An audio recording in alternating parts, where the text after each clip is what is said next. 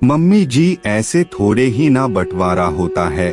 दीपिका ने अपनी आवाज उठाई, जहां उसकी सासू मां सरला जी और जेठ जेठानी और दीपिका का पति मनीष घर के गहनों के बंटवारा कर रहे हैं। मायके से आए जो भी गहने थे वो दोनों बहुओं को पहले से ही दे दिए गए थे।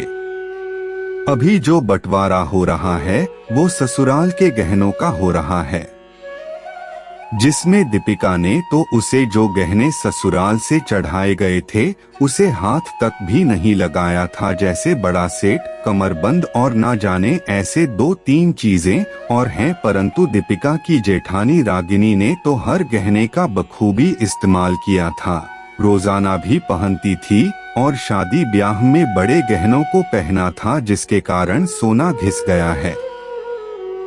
दोनों के गहनों को तराजू में रखो और जिसमें कम है उसे मेरे पास से मैं दूंगी। आखिर बंटवारे में दोनों को बराबर मात्रा में मिलना तो चाहिए, सरला जी ने कहा।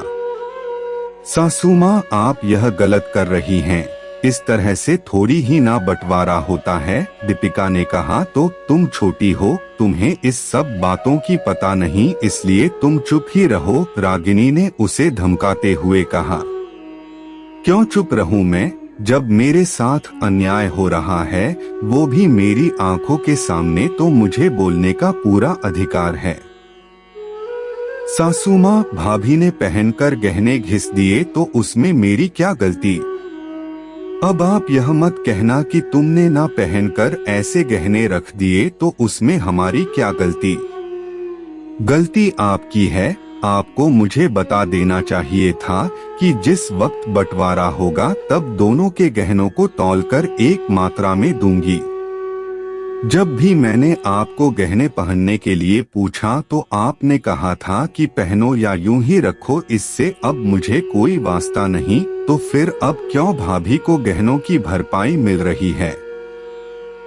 मुझे भी बता दिया होता तो मैं भी तो गहने पहनती, सबके सामने यूं मुझे नीचा दिखना तो नहीं बनता। सासू माँ, मैं तो असल में नुकसान में रही, ना गहने पहनने को मिले और ऊपर से सबके सामने नीचा दिखी, सो अलग देना ही है तो भाभी को जितना सोना आप ऊपर से मुझे भी दीजिए, तभी बंटवारा बराबरी का होगा। कहते हुए दीपिका उठ खड़ी हुई वहां से। माँ, दीपिका सही कह रहे हैं, आप एक को अच्छा लगने की कोशिश में दूसरे से दूरी बना रही हैं। वो भी तो आपकी बहू ही है, तो उससे इतना भेदभावपूर्ण व्यवहार क्यों। अभी तक चुप बैठे मनीष ने अपनी पत्नी दीपिका का साथ देते हुए कहा और वो भी वहां से उठ खड़ा हुआ। रुक जा मनु, मैं बहुत बड़ी गलती करने जा रही थी। बहू ने मुझे आईना दिखाकर बहुत अच्छा किया और मुझे पापी होने से बचा लिया। मैं दीपिका को भी रागिनी जितना ही सोना दूंगी, परंतु एक शर्त पर कि वो सब गहने पहनेंगी, सरला जी ने मनीष को रोकते हुए हाथ थामे हुए कहा। हाँ माँ, तुम दोगी तो वो जरूर पहनेगी, कहते हुए मनीष माँ के गले लग गया।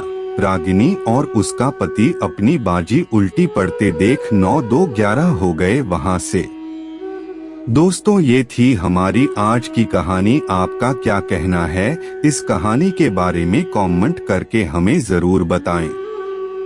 वीडियो को लाइक कर दीजिए और इसी तरह की कहानियां लगातार देखने के लिए चैनल को सब्सक्राइब करके घंटी को दबाकर ऑल पर सेट कर लीजिए, ताकि आने वाली वीडियो का नोटिफिकेशन आपके पास तुरंत पहुंचे। मिलता हूं आपसे अगली वीडियो में, तब तक के लिए धन्यवाद।